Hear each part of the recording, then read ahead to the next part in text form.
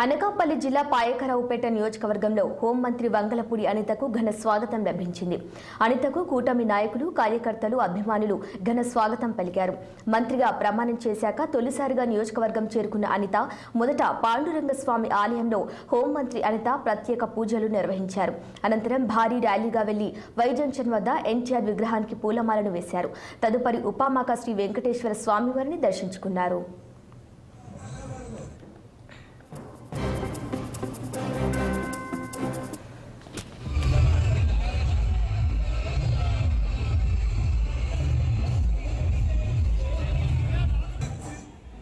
తాను పాయకరావుపేట నియోజకవర్గ ప్రజలకు రుణపడి ఉంటానని హోంమంత్రి అనిత అన్నారు. 5 సంవత్సరాల పాటు సైకో పాలన అనంతరం తాను హోంమంత్రిగా పదవి పొందానని తెలిపారు.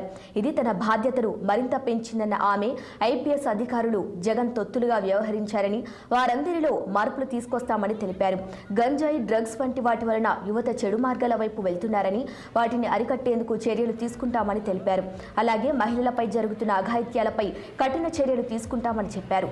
నేరం చెయ్యాలంటే భయపడే విధంగా లా అండ్ ఆర్డర్ అమలు చేస్తామని అన్నారు వంగలపూడి అనిత.